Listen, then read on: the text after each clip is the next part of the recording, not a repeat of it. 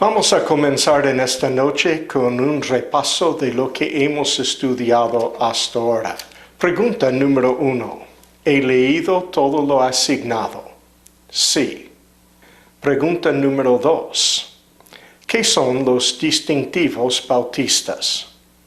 Primeramente, base y autoridad bíblica. Autonomía de la iglesia local, segundo lugar. Tercer lugar. Únicamente dos ordenanzas, el bautismo y la Santa Cena. En cuarto lugar, todo creyente es sacerdote. En quinto lugar, iglesias cuyos miembros son salvos y bautizados. En sexto lugar, separación entre la iglesia y el Estado. Séptimo lugar, todo individuo tiene libertad de conciencia. En octavo lugar, acepta solamente dos oficios, pastor y diácono. Pregunta número 3. Mayormente las iglesias que han sido bíblicas, que son bautistas en su fe, fueron llamadas por nombres dados por sus enemigos. Pregunta número 4. ¿Qué era la acusación casi universal contra todos por la iglesia romana? Que eran dualistas. Pregunta número 5. Hay algunas cosas que siempre manifestaban todos los grupos que estudiamos. Menciona 4 o 5 de ellas. A. Los distintivos bautistas. B larga. El rechazamiento del bautismo de bebé. C. El rechazamiento de un papado. Una fidelidad a la palabra de Dios. E.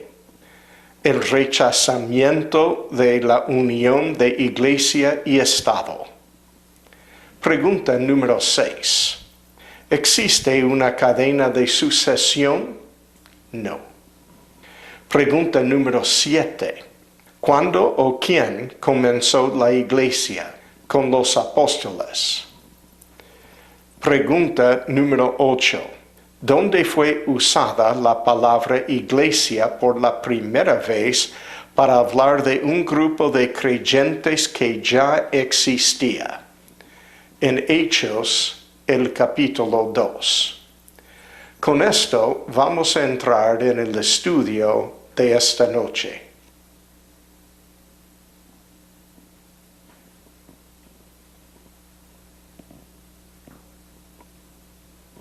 Entramos en el estudio de esta noche. Se trata con las iglesias primitivas. Tratamos aquí a las iglesias del tiempo apostólico hasta 325 después de Cristo. Las iglesias no fueron identificadas como bautistas en el principio, pero claramente mantenían los distintivos bautistas porque esto es bíblico. Para estudiar más en cuanto a los distintivos bautistas hay que tomar la clase Distintivos Bautistas, que es este año también. Este es el modelo bíblico a que comparamos las iglesias. No es solo el bautismo por inmersión, como muchos piensan. Aún el rusalismo, el adventismo del séptimo día y el mormonismo hoy en día practican el bautismo por inmersión. Este es el gran error que encontramos en la senda de la sangre. En este librito se propone de que los bautistas tienen una lista de sucesión desde Juan el Bautista hasta hoy. Ahora, un acróstico de los distintivos bautistas: base y autoridad bíblica, autonomía de la iglesia local, únicamente dos ordenanzas, el bautismo y la Santa Cena. Todo creyente es sacerdote. Iglesia cuyos miembros son salvos y bautizados. Separación entre la Iglesia y el Estado. Todo individuo tiene libertad de conciencia y acepta solamente dos oficios, pastor y diácono. Aún en el tiempo apostólico, habían los que apartaron de la fe verdadera. Leemos esto en los escritos de los apóstoles. En 2 Timoteo, el capítulo 1, versículos 14 hasta 18 dice: guarda el buen depósito por el Espíritu Santo que mora en nosotros. Ya sabéis esto, que me abandonaron todos los que están en Asia, de los cuales son Figelo y Hermógenes. Tenga el Señor misericordia de la casa de Onesíforo, porque muchas veces me confortó y no se avergonzó de mis cadenas, sino que cuando estuve en Roma me buscó solícitamente y me halló. Concédele el Señor que halle misericordia cerca del Señor en aquel día. Y cuánto nos ayudó en Éfeso, tú lo sabes mejor. 1 Corintios, el capítulo 1, versículos 10 a 16. Os ruego pues, hermanos, por el nombre de nuestro Señor Jesucristo, que habléis todos una misma cosa, y que no haya entre vosotros divisiones, sino que estéis perfectamente unidos en una misma mente y en un mismo parecer. Porque he sido informado acerca de vosotros, hermanos míos, por los de Cloé, que hay entre vosotros contiendas. Quiero decir que cada uno de vosotros dice: yo soy de Pablo, y yo de Apolos, y yo de Cefas, y yo de Cristo. ¿Acaso está dividido Cristo? ¿Fue crucificado Pablo por vosotros? ¿O fuisteis bautizados en el nombre de Pablo? Doy gracias a Dios de que a ninguno de vosotros he bautizado, sino a Crispo y a Gallo, para que ninguno diga que fuisteis bautizados en mi nombre. También bauticé a la familia de Estefanas. De los demás, no sé si he bautizado a algún otro. Gálatas, el capítulo 1, versículo 6 hasta capítulo 3, versículo 5, habla de muchos errores en las iglesias de Galacia y muchas divisiones y herejías. Estoy maravillado de que tan pronto os hayáis alejado del que os llamó por la gracia de Cristo para seguir un evangelio diferente. No que haya otros, sino que hay algunos que os perturben y quieren pervertir el evangelio de Cristo. Mas si aún nosotros, o un ángel del cielo, os anunciare otro evangelio diferente del que os hemos anunciado, sea anatema. Como antes hemos dicho, también ahora lo repito. Si alguno os predica diferente evangelio del que habéis recibido, sea anatema. Pues, ¿busco ahora el favor de los hombres o el de Dios? ¿O trato de agradar a los hombres? Pues, si todavía agradara a los hombres, no sería siervo de Cristo. Mas os hago saber, hermanos, que el evangelio anunciado por mí no es según hombre, pues yo ni lo recibí ni lo aprendí de hombre alguno, sino por revelación de Jesucristo. Porque ya habéis oído acerca de mi conducta en otro tiempo, en el judaísmo que perseguía sobremanera a la iglesia de Dios y la asolaba. Y en el judaísmo aventajaba a muchos de mis contemporáneos en mi nación, siendo mucho más celoso de las tradiciones de mis padres.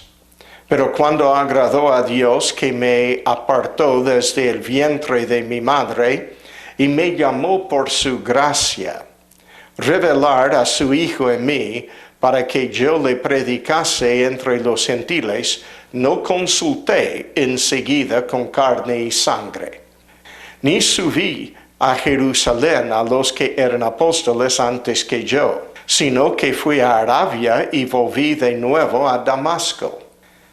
Después, pasados 3 años, subí a Jerusalén para ver a Pedro y permanecí con él 15 días.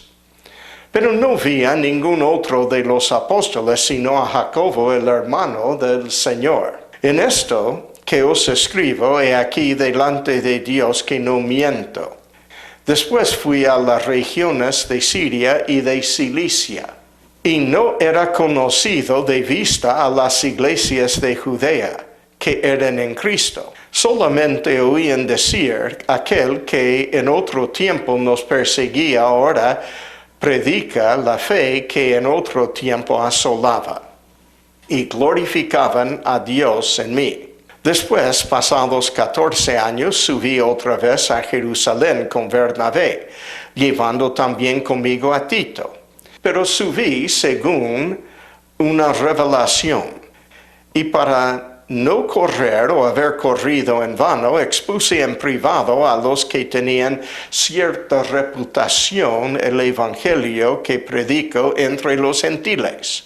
Mas ni aun Tito, que estaba conmigo con todo y ser griego, fue obligado a circuncidarse, y esto a pesar de los falsos hermanos introducidos a escondidas que entraban para espiar nuestra libertad que tenemos en Cristo Jesús, para reducirnos a esclavitud, a los cuales ni por un momento accedimos a someternos para que la verdad del Evangelio permaneciese con vosotros.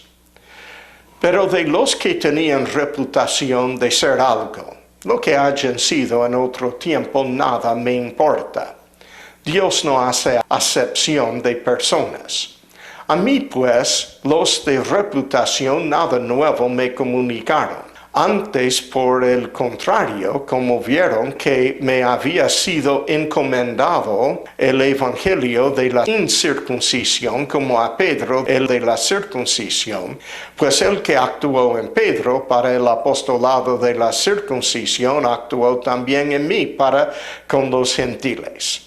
Y reconociendo la gracia que me había sido dada, Jacobo, Cefas y Juan, que eran considerados como columnas, nos dieron a mí y a Bernabé la diestra en señal de compañerismo, para que nosotros fuésemos a los gentiles y ellos a la circuncisión. Solamente nos pidieron que nos acordásemos de los pobres, lo cual también procuré con diligencia hacer. Pero cuando Pedro vino a Antioquía, le resistí cara a cara, porque era de condenar. Pues antes que viniesen algunos de parte de Jacobo, comía con los gentiles. Pero después que vinieron, se retraía y se apartaba, porque tenía miedo de los de la circuncisión. Y en su simulación participaban también los otros judíos, de tal manera que aun Bernabé fue también arrastrado por la hipocresía de ellos. Pero cuando vi que no andaban rectamente conforme a la verdad del Evangelio, dije a Pedro, delante de todos: si tú, siendo judío, vives como los gentiles, y no como judío, ¿por qué obligas a los gentiles a judaizar? Nosotros, judíos de nacimiento y no pecadores de entre los gentiles, sabiendo que el hombre no es justificado por las obras de la ley, sino por la fe de Jesucristo. Nosotros también hemos creído en Jesucristo para ser justificados por la fe de Cristo y no por las obras de la ley, por cuanto por las obras de la ley nadie será justificado. Y si buscando ser justificados en Cristo, también nosotros somos hallados pecadores. ¿Es por eso Cristo ministro de pecado? En ninguna manera. Porque si las cosas que destruí, las mismas vuelvo a edificar, transgresor me hago. Porque yo, por la ley, soy muerto para la ley a fin de vivir para Dios. Con Cristo estoy juntamente crucificado y ya no vivo yo, mas vive Cristo en mí. Y lo que ahora vivo en la carne, lo vivo en la fe del Hijo de Dios, el cual me amó y se entregó a sí mismo por mí. No desecho la gracia de Dios, pues si por la ley fuese la justicia, entonces por demás murió Cristo. Oh Gálatas insensatos, ¿quién os fascinó para no obedecer a la verdad? A vosotros, ante cuyos ojos Jesucristo fue ya presentado claramente entre vosotros como crucificado. Esto solo quiero saber de vosotros. ¿Recibisteis el Espíritu por las obras de la ley o por el oír con fe? ¿Tan necios sois? Habiendo comenzado por el Espíritu, ¿ahora vais a acabar por la carne? Tantas cosas habéis padecido en vano, si es que realmente fue en vano. Aquel pues que os suministra el Espíritu y hace maravillas entre vosotros, ¿lo hace por las obras de la ley o por el oír con fe? Claro, por el oír con fe. Pablo aquí defiende el ataque contra el Evangelio de los judaizantes y de los gnósticos. Y esta epístola está llena de muchas instrucciones en cuanto a los que apostataron a la fe. Segunda de Juan, versículos 7 a 11. Porque muchos engañadores han salido por el mundo, que no confiesen que Jesucristo ha venido en carne. Quien esto hace es el engañador y el anticristo. Mirad por vosotros mismos para que no perdáis el fruto de vuestro trabajo, sino que recibáis galardón completo. Cualquiera que se extravía y no persevera en la doctrina de Cristo, no tiene a Dios. El que persevera en la doctrina de Cristo, ese sí tiene al Padre y al Hijo. Si alguno viene a vosotros y no trae esta doctrina, la cuestión era de doctrina, no lo recibáis en casa, ni le digáis bienvenido. Porque el que le dice bienvenido participa en sus malas obras. Tercera de Juan, versículos 4 a 12. No tengo yo mayor gozo que el oír que mis hijos anden en la verdad. Amado, fielmente te conduces cuando prestas algún servicio a los hermanos, especialmente a los desconocidos, los cuales han dado ante la iglesia testimonio de tu amor. Y harás bien en encaminarlos como es digno de su servicio a Dios, para que continúen su viaje, porque ellos salieron por amor del nombre de Él, sin aceptar nada de los gentiles. Nosotros pues debemos acoger a tales personas, para que cooperemos con la verdad. Yo he escrito a la iglesia, pero Diótrefes, al cual le gusta tener el primer lugar entre ellos, no nos recibe.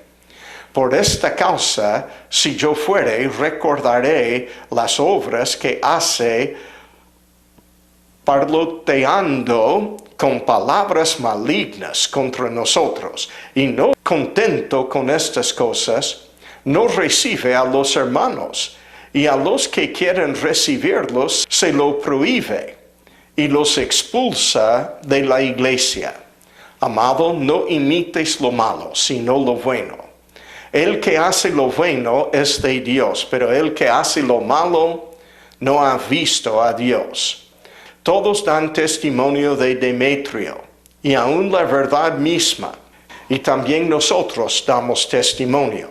Y vosotros sabéis que nuestro testimonio es verdadero. Pablo escribió en 1 Timoteo capítulo 1, versículos 5 a 20, pues el propósito de este mandamiento es el amor nacido de corazón limpio y de buena conciencia y de fe no fingida.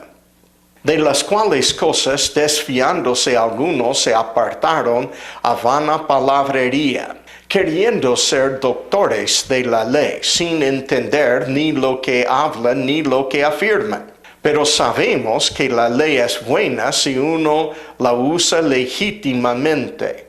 Conociendo esto, que la ley no fue dada para el justo, sino para los transgresores y desobedientes, para los impíos y pecadores, para los irreverentes y profanos, para los parricidas y matricidas, para los homicidas, para los fornicarios, para los sodomitas, para los secuestradores, para los mentirosos y perjuros, y para cuanto se oponga a la sana doctrina, según el glorioso evangelio del Dios bendito que a mí me ha sido encomendado. Doy gracias al que me fortaleció, a Cristo Jesús nuestro Señor, porque me tuvo por fiel, poniéndome en el ministerio, habiendo yo sido antes blasfemo, perseguidor e injuriador, mas fui recibido a misericordia,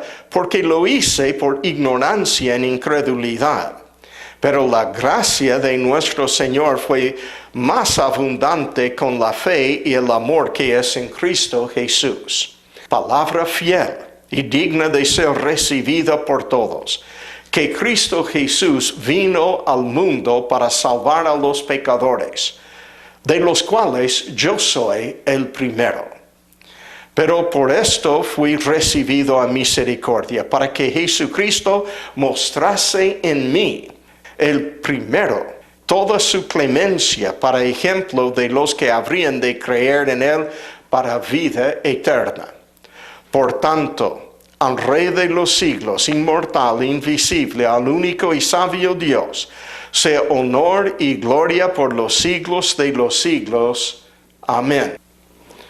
Este mandamiento, hijo Timoteo, te encargo, para que conforme a las profecías que se hicieron antes en cuanto a ti, milites por ellas la buena milicia, manteniendo la fe y buena conciencia, desechando la cual naufragaron en cuanto a la fe algunos, de los cuales son Himeneo y Alejandro, a quienes entregué a Satanás para que aprendan a no blasfemar.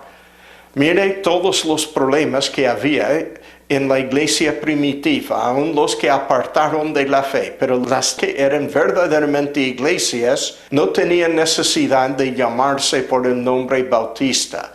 Esta necesidad vino después, cuando se cambiaron muchas cosas también en cuanto al bautismo. Porque en los tiempos bíblicos y hasta siglos después, el único bautismo que se conocía era por inmersión. En 1 de Juan 2, 18 a 19 dice, hijitos, ya es el último tiempo. Y según vosotros oísteis que el anticristo viene, así ahora han surgido muchos anticristos, por esto conocemos que es el último tiempo.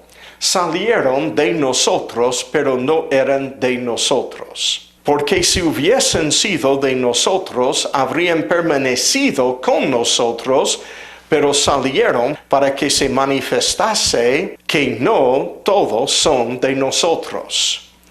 No está hablando de salir ir a otra ciudad para predicar el Evangelio. Él está hablando de salir de la verdad y permanecer en el error. Mateo, el capítulo 24, versículos 4 a 5. Respondiendo Jesús les dijo, mirad que nadie os engañe. Sí, había muchos que estaban tratando de engañar.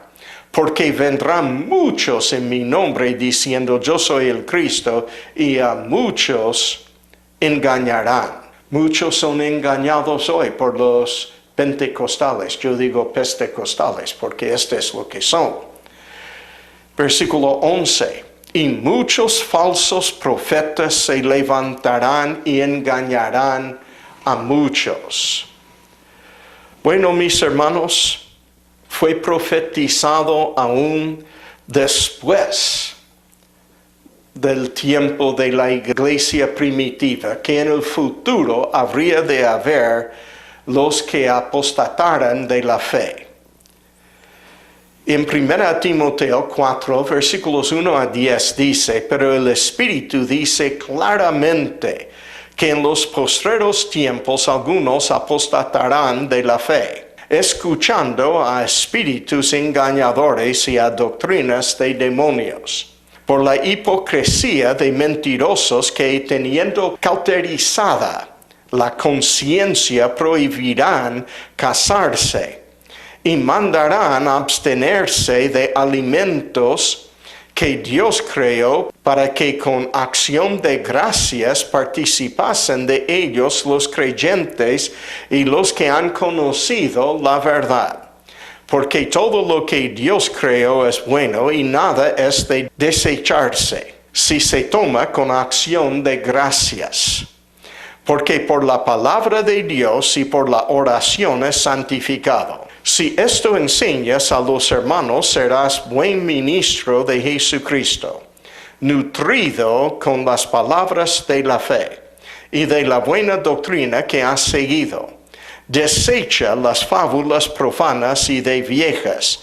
Ejercítate para la piedad, porque el ejercicio corporal para poco es provechoso, pero la piedad para todo aprovecha, pues tiene promesa de esta vida presente y de la venidera.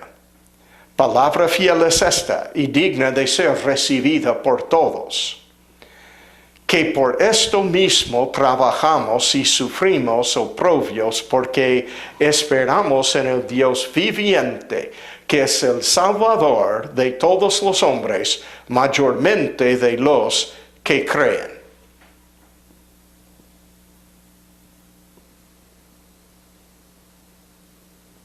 El autor de Epístola a Diognetum escribió en el segundo siglo lo siguiente en cuanto a la forma que el mundo vio la existencia de los creyentes en Cristo. Los cristianos no son distinguidos de otros por su país, su idioma, ni por sus instituciones cívicas. Por cuanto ellos ni moran en ciudades propias, ni usan un idioma propio, ni llevan un modo de vida que es igual entre todos ellos. Moran en ciudades griegas o bárbaras, como sea. Siguen las costumbres de los ciudadanos del país donde estén. En cuanto a su vestimento, comida y otras cosas de la vida. Sin embargo, presentan una conducta maravillosa y confesadamente paradoja. Viven en su tierra nativa, pero como extranjeros. Ellos participan en todo como ciudadanos y sufren toda cosa como extranjeros.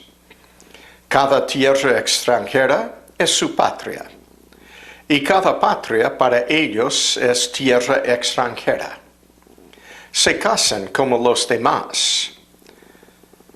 Tienen hijos, pero no echan a perder a sus hijos. Tienen la mesa en común, pero no sus esposas. Están en la carne, pero no viven según la carne. Están en la tierra, pero son ciudadanos del cielo.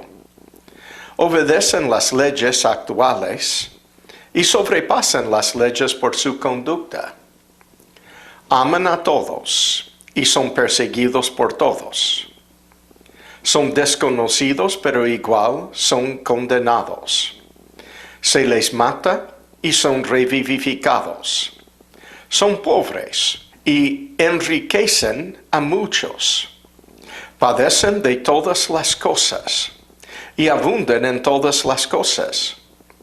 Son reprochados y se glorían en sus reproches.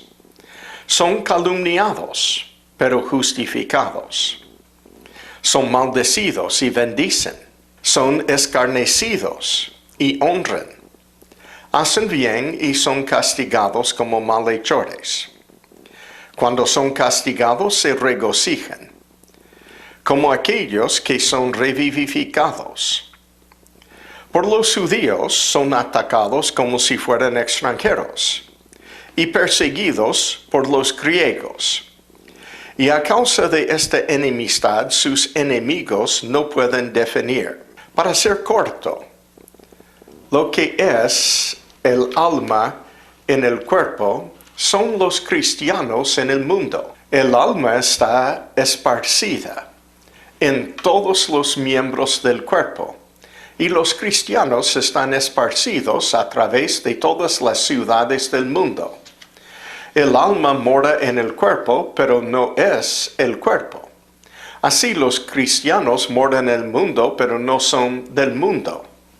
El alma invisible vela en el cuerpo visible. Así también los cristianos son vistos viviendo en el mundo, pues su piedad es invisible. La carne odia y pelea contra el alma, sufriendo ningún mal de ella. Pero por causa de que resiste los placeres carnales, y el mundo odia a los cristianos sin razón, pero ellos resisten los placeres. El alma ama a la carne y los miembros, por los cuales es odiado. Así los cristianos aman a los que les odian. El alma está envuelta en el cuerpo, pero mantiene el cuerpo unido. Así los cristianos son detenidos en el mundo como en una prisión, pero ellos mantienen el mundo. Inmortal, el alma mora en un cuerpo mortal hoy. Así los cristianos moran en lo corruptible, pero buscan lo incorruptible en el cielo. El alma mejora cuando restringe la comida y bebida. Y los cristianos aumentan a pesar que diariamente son castigados. Esta es la suerte asignada por Dios a los cristianos en el mundo, y no se puede quitarla de ellos. Las herejías de las iglesias primitivas. Había muchas herejías, como hemos visto. Lo que no existió en las iglesias primitivas. Estas cosas eran de muchos siglos después. Estas cosas no existió en la iglesia primitiva. Mariolatría no existió. La adoración de María no existió en la iglesia primitiva. Este era mucho después. Idolatría tampoco existió en la iglesia primitiva. Transubstanciación no existió en la iglesia primitiva. La infalibilidad del Papa no existió en la iglesia primitiva. La doctrina de la concepción inmaculada no existió en la iglesia primitiva, pero lo que existió, sí, en la iglesia primitiva, el gnosticismo, donde los gnósticos niegan aún que Dios pudiera tocar carne humana o cualquier cosa de materia. El legalismo, esto sí existe hasta hoy, existió en aquel entonces. La mundanalidad, esto también existió en la iglesia primitiva. Salvación por obras fue predicado por algunos, aún en el día del apóstol Pablo y después. Regeneración por el bautismo, una doctrina falsa que existió en los tiempos apostólicos. Baalismo, donde hoy en día lo llamaríamos neoevangelicalismo. Nicolaitismo. Estas cosas sí, donde se divide una hermandad igual en cleros y laicos. Estas cosas existían en el día de los apóstoles y algunos siglos después, pero por supuesto continúan hasta hoy. El bautismo de infantes no existió en la iglesia primitiva. En las iglesias primitivas ya tenían el hecho de no bautizar a los niños ni usar otros modos de bautismo. Los escritores conocidos como los padres apostólicos escribieron a favor de bautismo solamente para creyentes. Estos incluyen a Clemente de Alejandría, también conocido como Tito Flavio Clemens. Él escribió. Bernabé escribió también. Dice, noten cómo él ha descrito en una sola oportunidad tanto el agua y la cruz. Porque estas palabras implican bienaventurados aquellos, habiendo puesto su fe en la cruz, han bajado en el agua. Porque dice él, recibirán su recompensa en el tiempo apropiado. Ahora, nota que aún Bernabé dice que es después de creer, no para un bebé. Ignacio, quien vivió de 35 a 117, escribió a Policarpo como sigue. Que sea tu bautismo para ti como armadura, y la fe como lanza, y el amor como yelmo, y la paciencia como panoplia. Hermanos, noten que el bautismo era para alguien ya adulto, según esto. El pastor de Hermas, cerca de 85, escribió, habla de los que han oído la palabra y deseaban ser bautizados en el nombre del Señor. Justino mártir, de 114 a 168, escribió, para que no seamos más niños de necesidad e ignorancia, sino que seamos niños de elección y conocimiento, y que obtengamos en las aguas de remisión de pecados hechos anteriormente, se pronuncia sobre aquel que escoja nacer de nuevo, y se arrepienta de sus pecados, en nombre de Dios Padre y del Señor del universo, el que le lleva al bautisterio la persona que será lavada, llamándole por su nombre solamente. Ireneo escribió lo mismo. Orígenes, quien vivió de 185 a 254, escribió. A estas consideraciones se puede añadir que se puede inquirir por qué, siendo que el bautismo de la Iglesia es realizado para la remisión de pecados, el bautismo es administrado según la obediencia de la Iglesia, aun a los niños, que él usa la palabra parvulis, que es latín para párvulos, por la gracia del bautismo parece superfluo si no existe algo en los niños que requiere la remisión.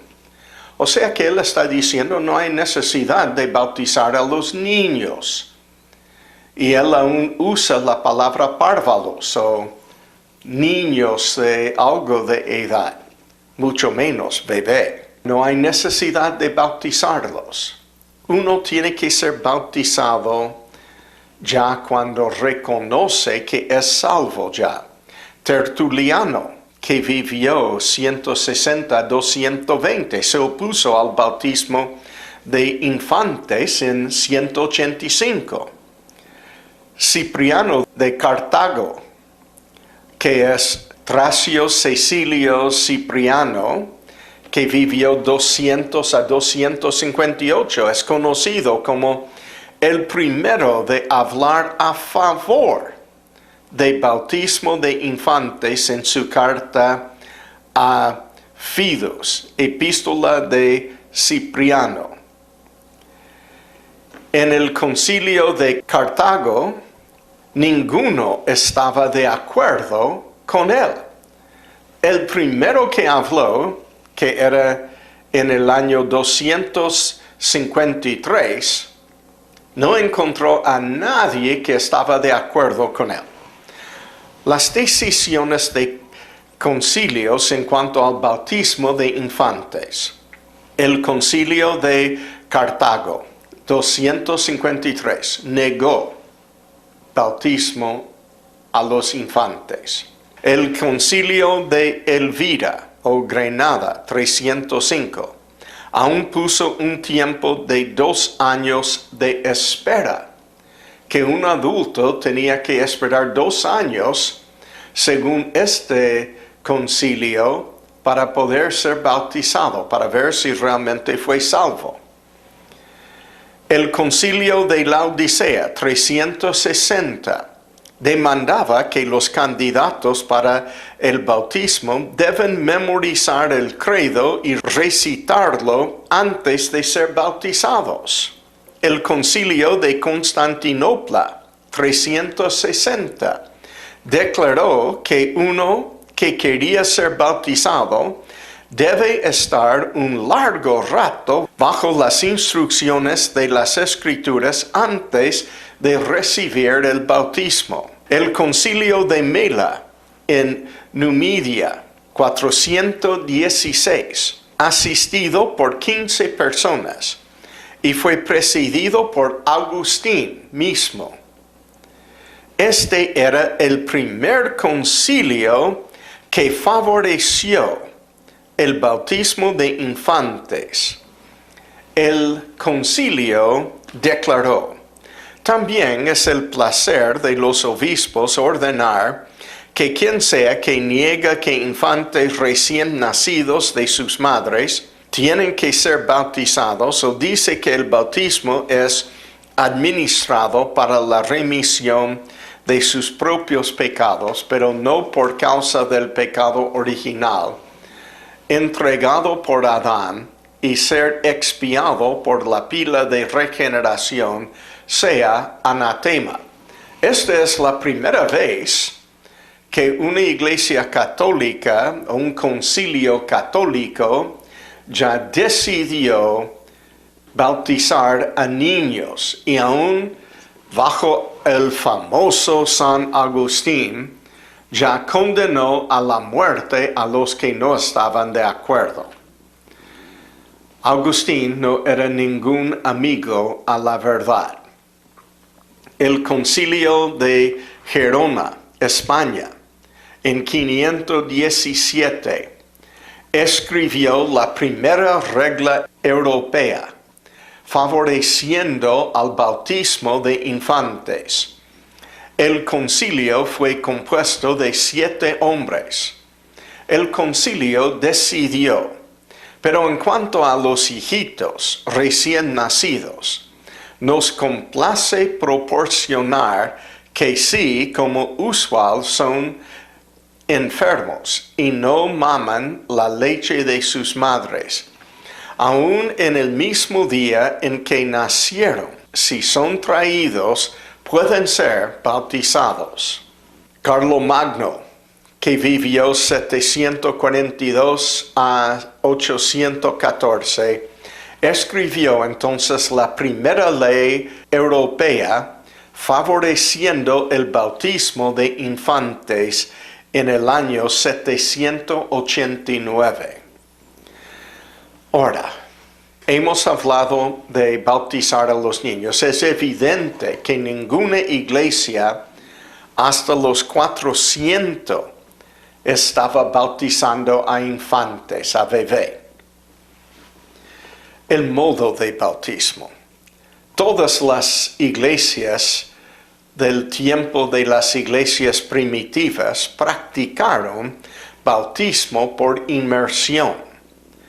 Hay 6 descripciones detalladas de que el bautismo en los siglos postapostólicos era siempre por inmersión y nunca por otra cosa. Los 6 libros son los Hechos egipcios, que es del 2º siglo, el Canon. Hipólite, que es del 3er siglo, las Constituciones Apostólicas, versión latina 350 a 400, Cirilo de Jerusalén en el año 286, Ambrosio de Milán 397 y Dionisio Areopagita, que escribió en 450 en detalle, hablando de cómo es el bautismo, y uno no puede entender sus escritos como si fuera que están rociando o derramando agua. Estaban inmersionando a personas en agua. La evidencia de la arqueología. También encontramos hasta hoy la construcción de bautisterios en todas las iglesias hasta el siglo XIV. Eran bautisterios grandes donde la persona fue sumergida en agua. Mosaicos que fueron puestos en templos y en casas, mostrando inmersión en los bautisterios y de los utensilios de las iglesias.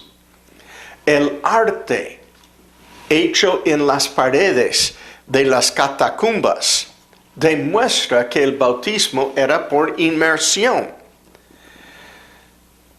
Ahora, en tercer lugar, tenemos el testimonio de la historia.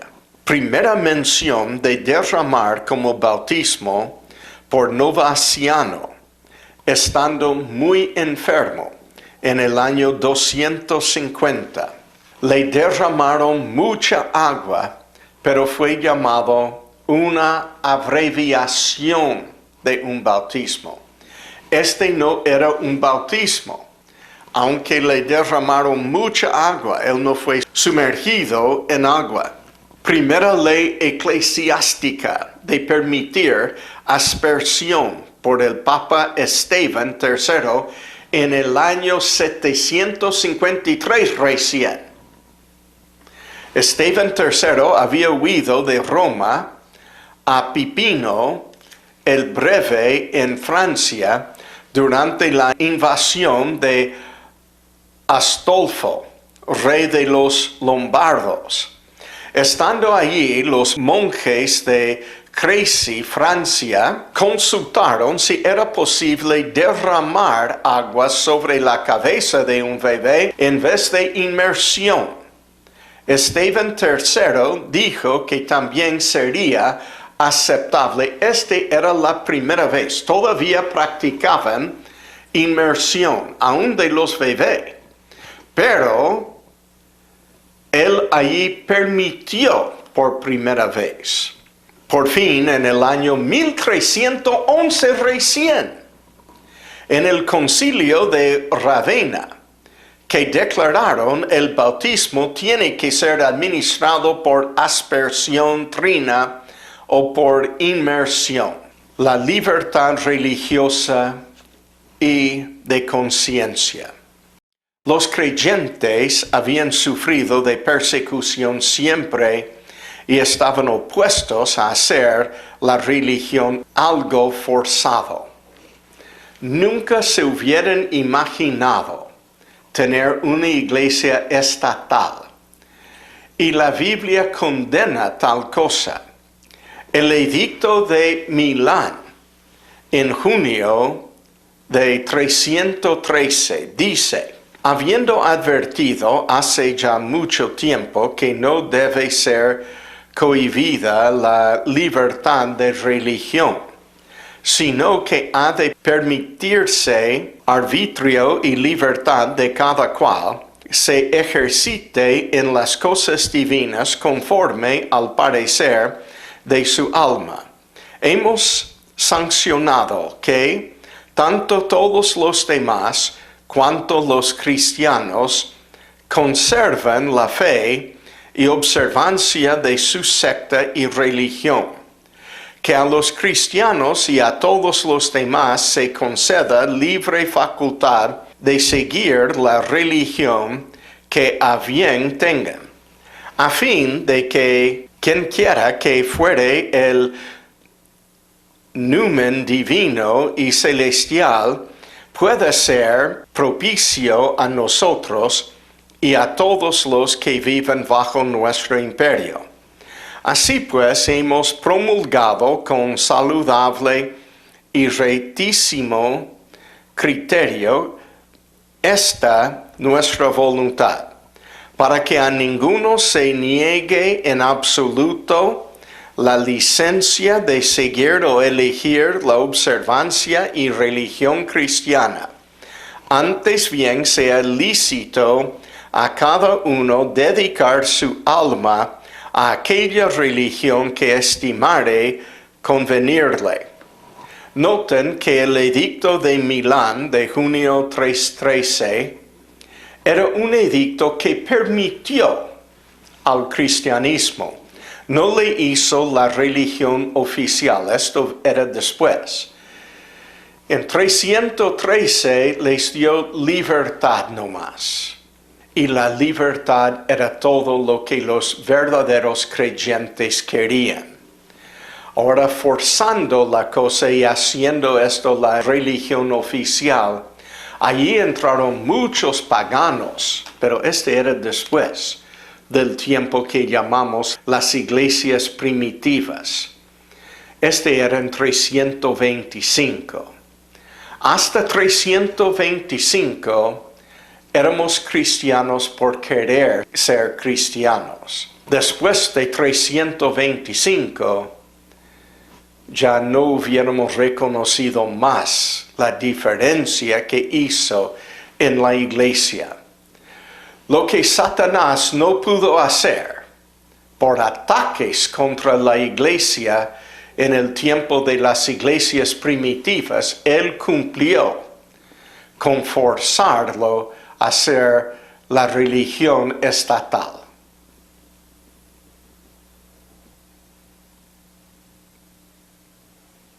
Después del tiempo apostólico y de las iglesias primitivas, entramos en un tiempo de lucha contra la corrupción. En los primeros años había una conformidad casi universal en cuanto a las doctrinas fundamentales. Pero poco a poco el error comenzó a entrar. Había pocas herejías, pero algunas notables eran el docetismo. La herejía docética toma este nombre de la raíz griega dokeo. Dokeo, que significa parecer o parecerse a uno. Es una doctrina aparecida a finales del primer siglo de la era cristiana, que afirmaba que Cristo no había sufrido la crucifixión, ya que su cuerpo solo era aparente y no real. Es esta idea la que el apóstol Juan quiere desestimar cuando escribe su primera carta universal en 1 de Juan 1:1. Incluso el filósofo gnóstico Basílides afirmó para explicar el traslado de la cruz que fue Simón de Cirene y no Cristo quien la cargó. La herejía tiene su raíz en la influencia platónica, que afirma que son las ideas las únicas realidades, y nuestro mundo es solo un reflejo. Una imagen, además, se nutría de la idea, hasta cierto punto generalizado en aquella época, de que la materia era corrupta, que el cuerpo es la cárcel del espíritu. Como decían los griegos, la doctrina docética enraizada también en el dualismo gnóstico dividía tajantemente los conceptos de cuerpo y espíritu, atribuyendo todo lo temporal, ilusorio y corrupto al primero y todo lo eterno, real y perfecto al segundo. De ahí que sostuviera que el cuerpo de Cristo fue tan solo una ilusión y que de igual modo su crucifixión existió más que como mera apariencia. El Islam conserva también este punto de vista y sostiene que el cuerpo del profeta Isa, el nombre con quien conocen a Jesucristo, solo fue crucificado como una ilusión.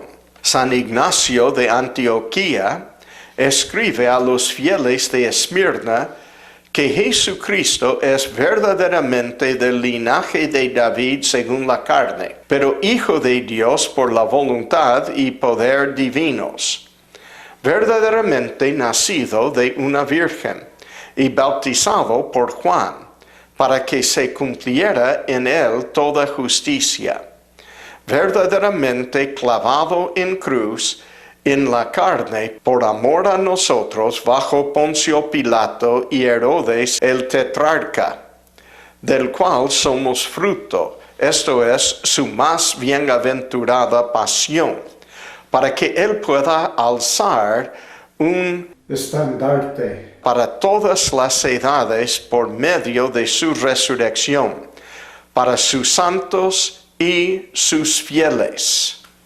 tanto si son judíos como gentiles, en el cuerpo único de su iglesia.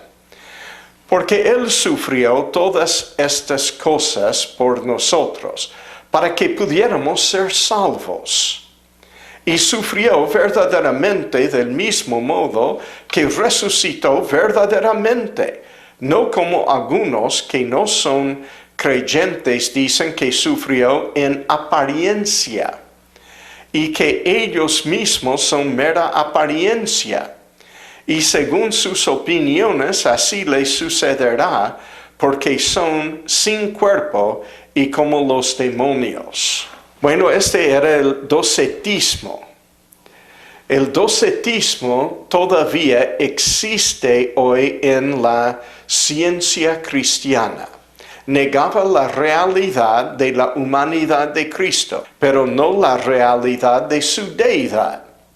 Varios otros grupos creyeron lo mismo, como el gnosticismo y el marcionismo. Estos dos grupos incorporaron al docetismo en su doctrina. Después, otra secta falsa, otra herejía del primer siglo. Evionismo, palabra derivada de evión. Pobre es lo que significa en hebreo. Esta corriente del cristianismo primitivo es el nombre con que eran conocidas algunas comunidades cristianas primitivas que se mantienen fieles a la ley mosaica, cumpliendo preceptos judíos tales como la circuncisión, el Shabbat o sábado, las prohibiciones alimenticias como vegetarianismo, etc. También tenía una cristología baja. Al decir de los cristianos primitivos, es decir, afirmaban que Jesús era el Mesías, el Cristo, pero rechazaban su preexistencia y que tuviera naturaleza divina.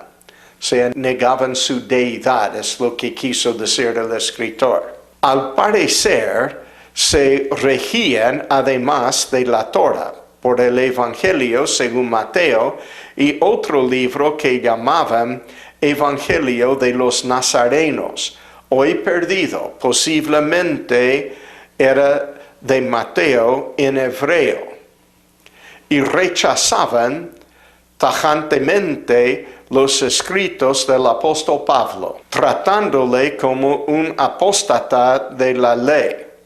Las últimas comunidades ebionitas podían haber desaparecido alrededor del siglo IV.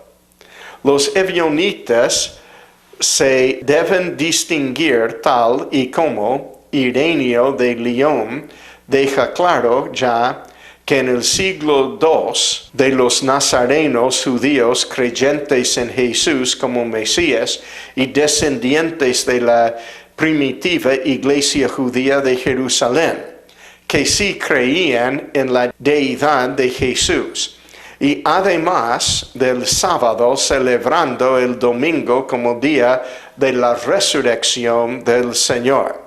Ya que no hay evidencia arqueológica autentificada para comprobar la existencia de los ebionitas, su naturaleza e historia no pueden ser reconstruidas, de referencias que no han perdurado. Lo poco que se conoce de ellos viene de referencias críticas por influencias de antiguos teólogos y escritores de la iglesia cristiana, quienes los consideraban heréticos y judaizantes. Sin embargo, de acuerdo con los eruditos de la actualidad, quienes han estudiado su pertenencia a la historia, los ebionitas existieron como una comunidad distinta de la cristiandad temprana, antes y después de la destrucción de Jerusalén en el año 70 de nuestra era, pero fueron marginados y perseguidos por cristianos gentiles a pesar de la posibilidad de que hayan sido tan fieles a las enseñanzas de Jesús como el mismo Pablo de Tarso. En el año 140 de nuestra era, Justino Mártir, en su texto más antiguo que conocemos, describe una secta alejada de la iglesia que observaba la ley de Moisés y que la sostienen como obligación universal. En el 180, Ireneo de Lyon fue el primero en usar el término ebionitas para describir una secta herética y judaizante que calificaba como tercamente aferrados a la ley. En el 212, Orígenes remarca que el nombre deriva de la palabra hebrea evión, que significa pobre.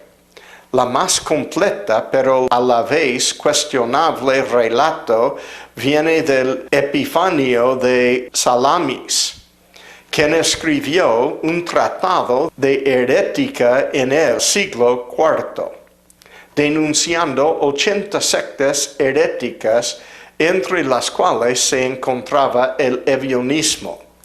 Estas son descripciones generales de su ideología religiosa. aunque en ocasiones hay citas de sus evangelios que de otra manera estarían perdidos para nosotros. Usualmente, dependiendo entre sí para su valoración, los padres de la Iglesia distinguieron a los ebionitas de los carpocracianos, cerintos, eclesiasteos, nazoraneos y los samsaenos, muchos de los cuales eran las primeras sectas de judíos, discípulos de Jesús que sostenían un gnosticismo tradicional referentes al punto de vista cristiano, que los ebionitas rechazaban. Eusebio de Cesarea menciona, sin embargo, que la minoría ebionita se acercó a hacer suyas estas ideas a pesar de continuar con el nombre de la secta. Según esta secta, Jesús era nada más que un ser humano, que tenía dones inusuales, pero no sobrenaturales, de justicia y sabiduría. En su bautismo, el Cristo descendió sobre Jesús en la forma de paloma. Esto fue entendido por ellos a ser la presencia del poder y la influencia de Dios dentro del hombre Jesús. Cerca del fin de su vida, el Cristo se retiró de él. Jesús es presentado simplemente como un hombre, en quien el poder de Dios fue presente y activo, en una manera inusual por un tiempo. En muchos aspectos, la secta de los testigos de Jehová, o yo digo los castigos de Jehová, porque digo lo que son, no lo que dicen, ha incorporado partes del ebionismo. En tercer lugar, el arianismo. La naturaleza de Jesús era el problema más complejo de los primeros siglos del cristianismo, como lo revelan las discusiones teológicas.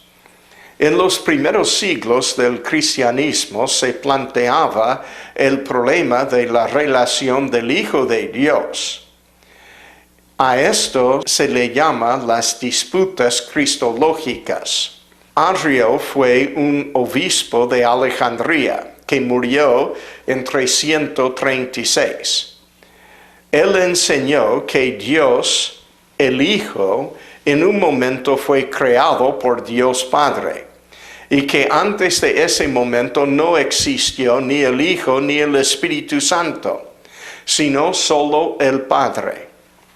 Él vio al Hijo como uno que fue creado antes de la otra parte de la creación y que es más grande que la otra parte de la creación, pero no igual al Padre en todos sus atributos. A pesar que es como el Padre, no se puede decir que tiene la misma naturaleza. Al inicio del cristianismo había corrientes doctrinales que consideraban que Jesús era un ser mortal, el cual había sido elegido por Dios para realizar sus designios y que por ello podía llamársele Hijo de Dios. A esta doctrina se le llamó adopcionismo. Sin embargo, en la iglesia cristiana se fue haciendo mayoritaria la opinión de que Cristo había preexistido como Hijo de Dios a su encarnación en Jesús de Nazaret y que había descendido a la tierra para redimir a los seres humanos. A esta nueva doctrina se la denominó encarnacionismo. Esta concepción de la naturaleza de Cristo trajo aparejados.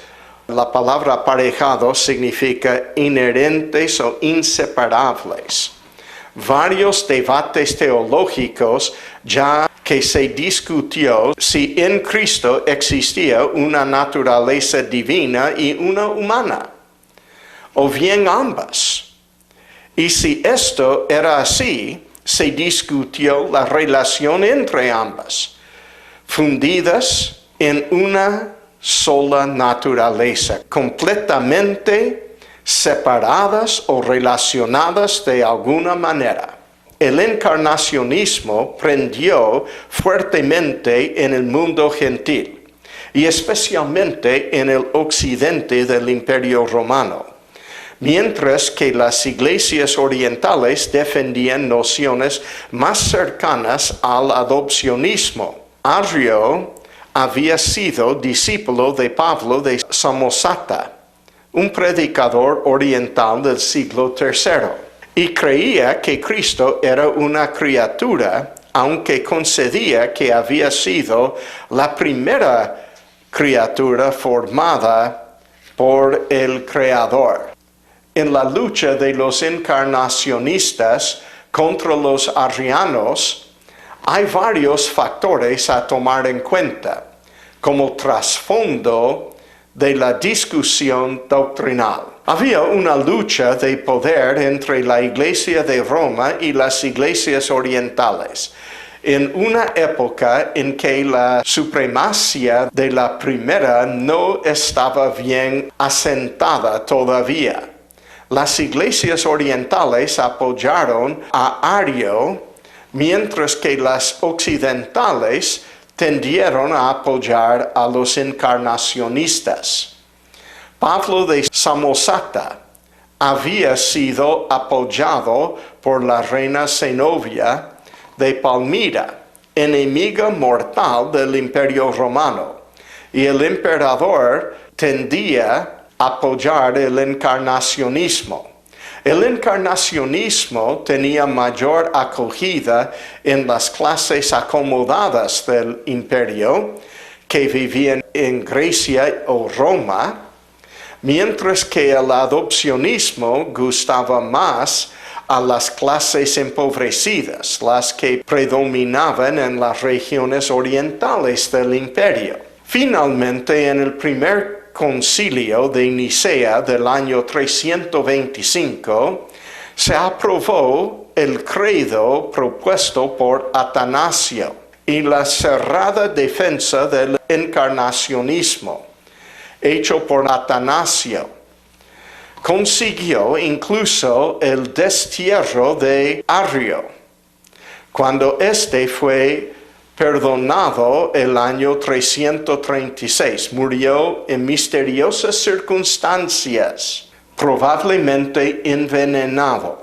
La disputa entre encarnacionistas y arrianos iba a durar durante todo el siglo IV, llegando inclusive a haber emperadores arrianos. El propio Constantino I, el Grande, fue bautizado en su lecho de muerte por el obispo arriano Eusebio de Nicomedia. Ulfilas, obispo y misionero, propagó el arrianismo entre los pueblos germánicos, particularmente los érulos, ostrogodos y vándalos. Después del concilio de Constantinopla del año 381, el arrianismo fue definitivamente condenado y considerado como herejía en el mundo católico. Sin embargo, el arrianismo se mantuvo como religión oficial entre los germanos hasta el siglo VI.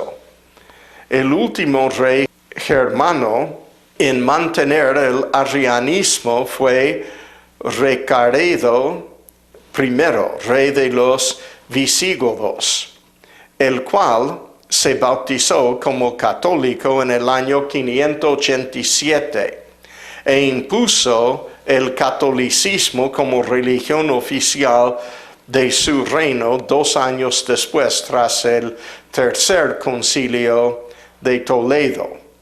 Teologías actuales sugeridas en la Iglesia Católica son acusadas de reproducir esquemas arrianos con una presentación no cristológica de Jesús. Acusaciones recientes al teólogo José Antonio Pagola por lo expuesto en su libro Jesús, aproximación histórica, por parte del obispo Tarazona, Demetrio Fernández, dan idea que la herejía sigue en la mente de la Iglesia, por lo cual se cree que determinadas nuevas eclesiologías combinan la teología liberacionista con el nuevo arrianismo científico, surgido de determinadas corrientes históricas en la investigación bíblica, pero no hay una voz oficial ni única sobre este tema. El apolinarismo. El apolinarismo fue una doctrina considerada herética por la ortodoxia cristiana, debida a Apolinar de Laodicea y surgida como reacción contra el arrianismo. Esta doctrina afirmaba que en Cristo el espíritu intelecto no era humano sino divino al encarnarse en un cuerpo sin alma que era sustituida por el mismo verbo. Con este presupuesto, la naturaleza humana del Redentor quedaba mutilada, ya que al negarle un alma humana, su figura quedaba reducida a una especie de marioneta manipulada por Dios. La negación del dogma católico de la íntegra naturaleza humana de Cristo hizo que las enseñanzas de Apolinar fueran oficialmente condenadas por el Papa Damasco I en sendos concilios celebrados en Roma en 374 y 377, y posteriormente en el primer concilio de Constantinopla celebrado en 381, siendo sus seguidores condenados en 388 al destierro por el emperador Teodosio. Existieron comunidades apolinaristas en Constantinopla y Siria, a pesar de que los discípulos intentaron perpetuar la doctrina a la muerte de Apolinar, acaecida en 392. Alrededor de 416 la mayoría se había convertido al catolicismo y el resto al monofisismo. Apolinar, que llegó a ser obispo en Laodicea cerca de 361, enseñó que la persona de Cristo tenía un cuerpo humano, pero no tenía una mente ni espíritu humano, y que la mente y el espíritu de Cristo fueron de la naturaleza divina del Hijo de Dios. Pero Cristo tenía que ser verdadero Dios y verdadero hombre para poder salvarnos. Hebreos 2:17 dice, por lo cual debía ser en todo semejante a sus hermanos, para venir a ser misericordioso y fiel sumo sacerdote en lo que a Dios se refiere, para expiar los pecados del pueblo.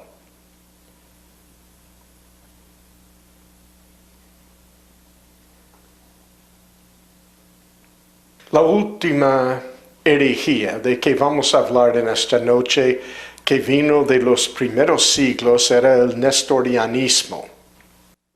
El nestorianismo es una doctrina que considera a Cristo radicalmente separado en dos personas, una humana y una divina, completas ambas de modo tal que conforman dos entes independientes, dos personas unidas en Cristo que es Dios y hombre al mismo tiempo, pero formado de dos personas distintas. enmarcado dentro de las disputas cristológicas que sucedieron al cristianismo en los siglos III, IV y V. El nestorianismo fue propuesto por el monje Nestorio, oriundo de Alejandría, una vez entronizado como obispo de Constantinopla. Esto le llevó a enfrentarse con Cirilo de Alejandría, obispo de dicha ciudad, que defendía la tesis de la unicidad entre la persona humana y la divina de Cristo. Principalmente, Nestorio sostenía que Cristo era un hombre en el que había ido a habitar Dios, encendiendo, que quiere decir dividiendo o separando la persona divina de la persona humana. Nestorio fue un pastor popular de Antioquía y desde 428 fue el obispo de Constantinopla. En verdad, puede ser que nunca enseñó la herejía que lleva su nombre.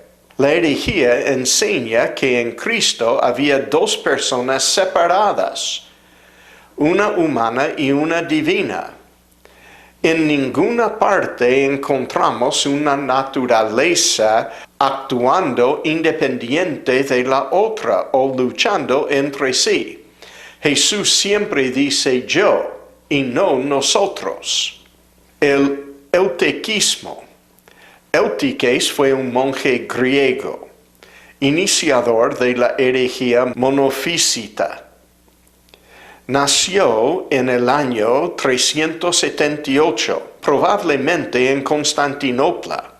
Muy joven aún abrazó la vida religiosa en un monasterio de la capital, donde tuvo como maestro a un cierto Máximo, adversario declarado del nestorianismo. En esta educación recibida se deben buscar las raíces de su odio contra el difisismo, o dos naturalezas. El difismo cristológico, ordenado sacerdote y elegido luego igúmeno, que quiere decir superior, de su monasterio, comenzó a participar activamente en las discusiones doctrinales de su tiempo. Hacia el 440 se convirtió en la figura más notable del monofisismo bizantino. Su prestigio aumentó cuando en 441 subió al poder el eunuco Crisapio, a quien él había conferido el bautismo. Abusando de esta amistad, comenzó a atacar a todos los que parecían sospechosos de nestorianismo, sin perdonar a eminentes obispos y doctores orientales, tales como Teodoreto de Ciro, Ivas de Edesa y al mismo Domno de Antioquía. El 8 de noviembre de 448, en un sínodo regional en Constantinopla, precedido por el patriarca Flaviano, Eusebio de Dorilea, uno de los primeros que había denunciado públicamente los errores de Nestorio, acusó a Eutiques de herejía.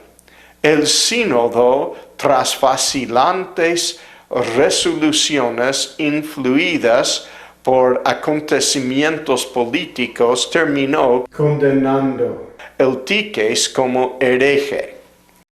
La mayoría de estas falsas doctrinas, herejías de los siglos III, IV y V. Este era el tiempo cuando comenzó la política a influir a las decisiones eclesiásticas y doctrinales, por la introducción de muchos incrédulos en la membresía de las iglesias. Había más y más una mundanalidad permitida en la iglesia por la presencia de los incrédulos en la membresía de las iglesias. Constantino el primero no nos hizo un favor en forzar al mundo incrédulo a ser miembros de la iglesia, en declarar que el cristianismo es la religión oficial. Allí entró una inundación de incrédulos en la iglesia, que nunca después pudimos recuperarnos y mantener una sola iglesia mundialmente. Ya el catolicismo tenía que caer. Los movimientos separatistas comenzaron. El movimiento montanista en 156 se originó en Ardabao, Frigia, por Montano. Tertuliano fue un montanista.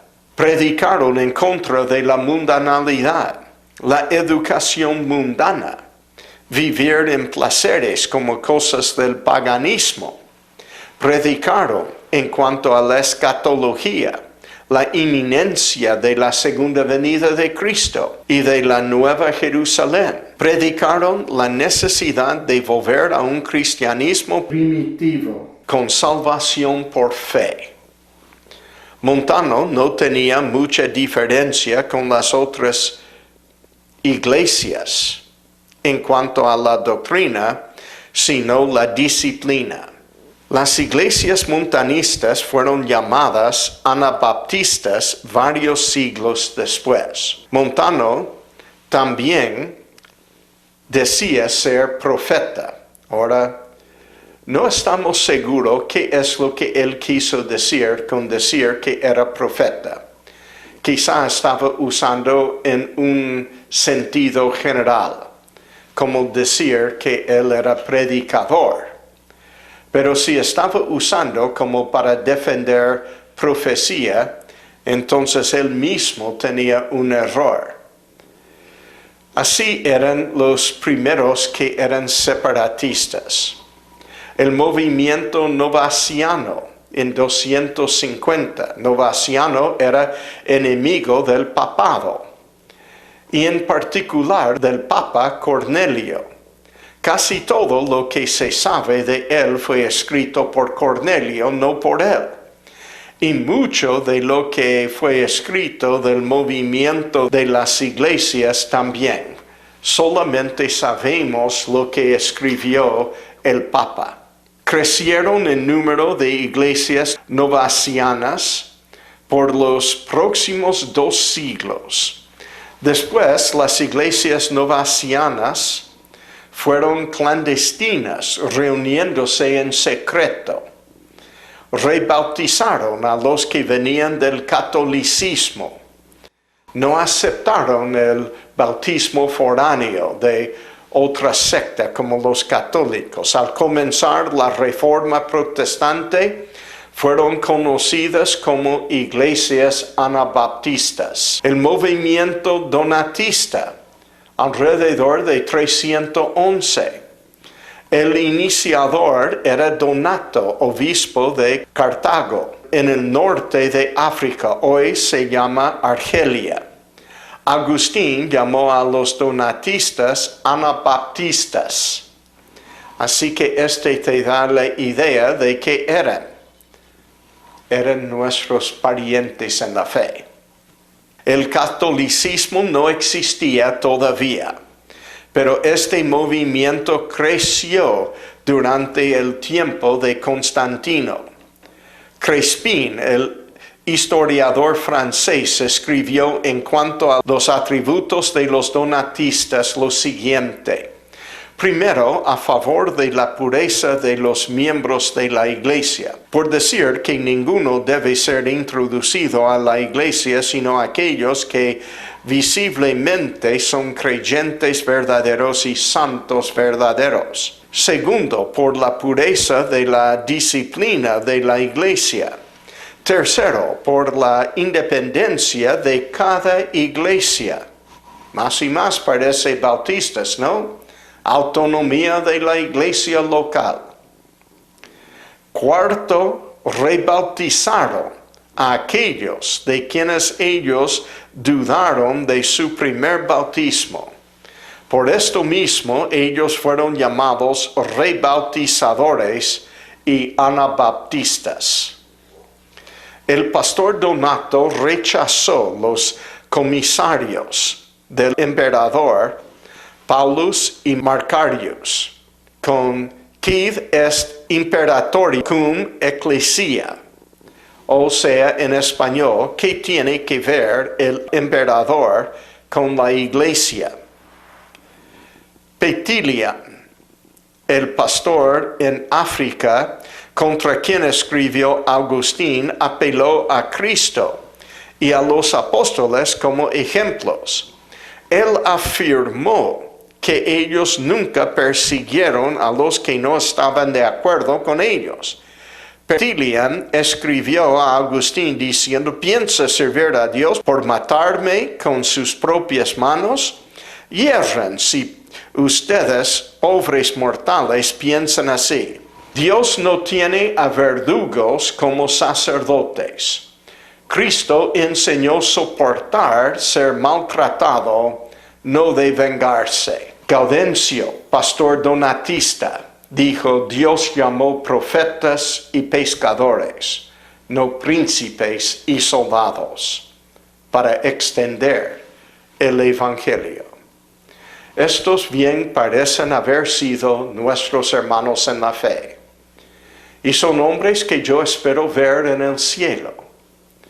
Ellos eran bautistas, o lo que ellos decían en acusarles en aquel tiempo, anabaptistas.